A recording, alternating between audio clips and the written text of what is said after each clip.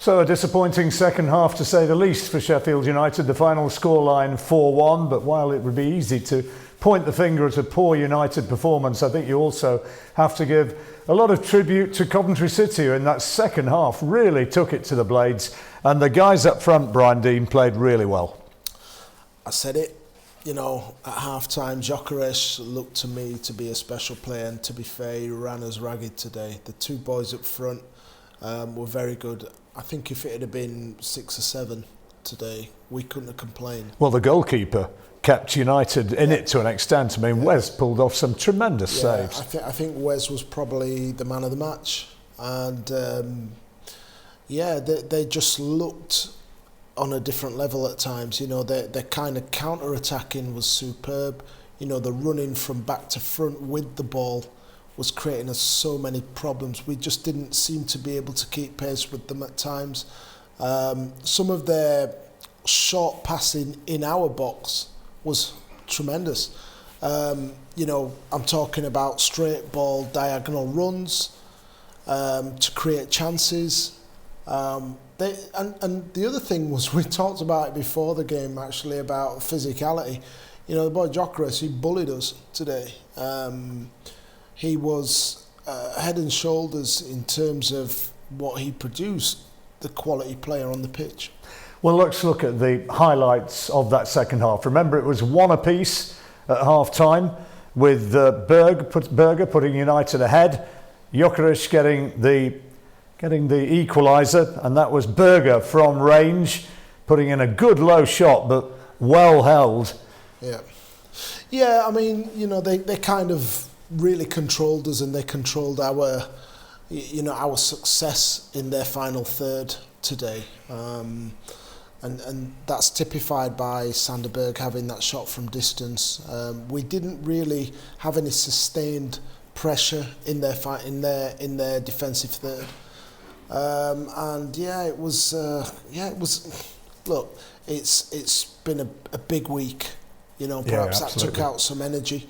But that's what the Championship does. That's the Championship, and we spoke as well about the fact that Coventry is still in there with an opportunity. Well, they've certainly got an opportunity after this, and they started to turn it round through the excellent second half performance of Callum O'Hare, a shot which he puts in here just wide. Yes, I mean he was outstanding as well. His running with the ball it created us issues. By running with the ball, he had options either side, and they countered with pace. And then the goal which put Coventry ahead, an element of luck here, because there'd been a good save from Foderingham, gets the rebound, and there's an almighty scramble, and he's unlucky there as it eventually comes to O'Hare, who puts it in the back of the net. Yeah, let's be honest. I mean, we talk about Gyökeres again, and there he goes again.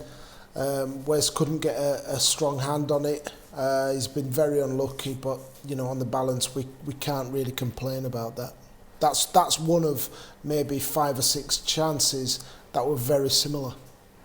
And again, heroics from Foderingham, but he was unlucky, wasn't he? But United behind there, and then it became a bit of a procession. Rose saw a header, scrambled away off the line somehow. Yeah.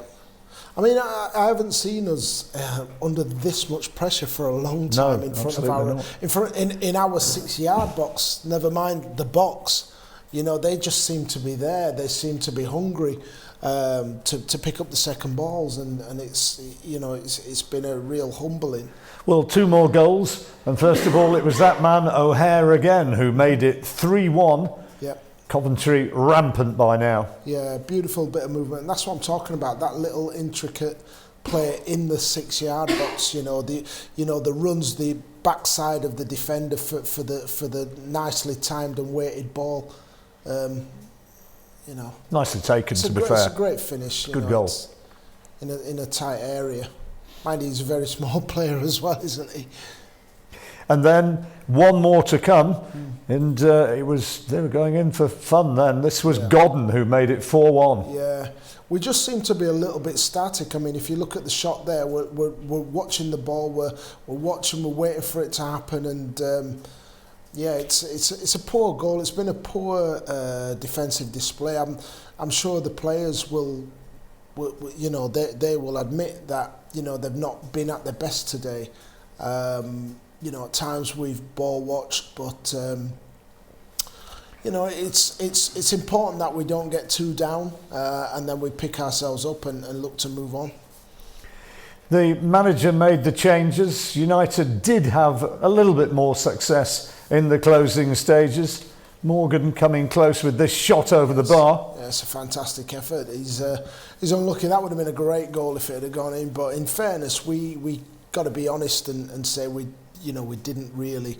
I mean, for that chance, they could have had another 3 goals if we're being fair. Wes Fotherington was really good today in those 1v1 situations. Brian, polar opposites really in the space of a few days. Terrific victory against Middlesbrough, and now the mirror image, a 4-1 defeat at the Ricoh Stadium.